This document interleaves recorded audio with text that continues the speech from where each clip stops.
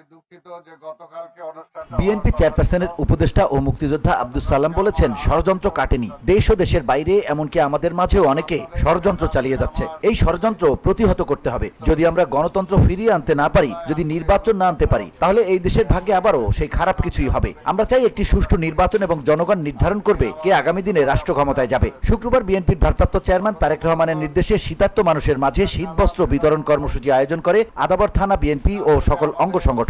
উপস্থিত ছিলেন বিএনপি চেয়ারপারসনের উপদেষ্টা বীর মুক্তিযোদ্ধা আব্দুস সালাম। এ সময় তিনি এসব মন্তব্য করেন। এখনো কিন্তু ষড়যন্ত্র কাটে নাই। ষড়যন্ত্র দেশে, দেশের বাইরে, এমনকি আমাদের মধ্যে অনেকে বিভিন্নভাবে চেষ্টা করছেন এই ষড়যন্ত্রকে প্রতিহত করে যদি আমরা গণতন্ত্র না আনতে পারি, যদি নির্বাচন না আনতে পারি, তাহলে এই দেশের ভাগ্যে আবার সেই খারাপ পরিণতি আসবে। তা আমরা কি সেটা চাই? আমরা চাই না। আমরা চাই একটা নির্বাচন। আব্দুস সালাম বলেন, অনেকেই নির্বাচনকে ভয় পায়। হাসিনাও ভয় পাইতো, এখন যারা আছে তারাও ভয় পায় নির্বাচন। তারা মনে করে নির্বাচন দিলে বিএনপি ক্ষমতায় আসবে। কিন্তু অনেকে আছে নির্বাচনে ভয় পায়। হাসিনাও ভয় পাইতো, এখন যারা আছে এখন অনেকে ভয় পায় যে নির্বাচন দিলেই তো বিএনপি ক্ষমতায় আসবে। আরে তো ভাই, জনগণ যদি বিএনপির ক্ষমতায় দেয় তাহলে অসুবিধাটা কার? যাদের অসুবিধা তারা নিশ্চয়ই জনগণের কথা চিন্তা করেন। তাই আমরা বলবো, একটা অরাজকতার সৃষ্টি করার চেষ্টা করা হচ্ছে। তিনি বলেন, আওয়ামী লীগ নাকি উকিঝুঁকি মারার চেষ্টা করছে। তারাও নাকি আন্দোলনের কথা বলে। আওয়ামী লীগের কাছে একটাই প্রশ্ন, তারা কিসের ভিত্তিতে আন্দোলন করবে, কোন অধিকারে আন্দোলন করবে, তাদের দাবিটা কি? যে তারা কিসের আন্দোলন করবে, কি তাদের দাবিটা কি? দাবিটা ওই চোর হাসিনারে আবার ক্ষমতায় নিয়ে আসা?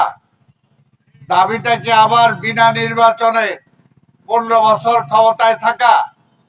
দাবিটা কি এই যে বিনা বিচারে হত্যা করা? দাবিটা কি এই যে আজকে ব্যাংক লুট করা, শেয়ার মার্কেট লুট করা, যতটুকু খাইছে আবার খাওয়ার জন্য তাদেরকে ক্ষমতায় আনা? তাদের দাবিটা কি? আওয়ামী লীগ তো একটা চোরের দল, একটা লুটেরার দল, রিলিফ চোর, কম্বল চোর, ভোট চোর। এই আবার আওয়ামী লীগ কিসের আবার তারা কথা বলতে চায়? অন্তর্বর্তী সরকারকে উদ্দেশ্য করে আব্দুস সালাম বলেন, সরকারের সময় অতিবাহিত করার কারণে অরাজকতা সৃষ্টি হচ্ছে। 15 বছর ভোট ছিল না, মানুষের অধিকার ছিল না। তাই অধিকার প্রতিষ্ঠার জন্য এই মানুষ একটা ভোট দিতে চায়।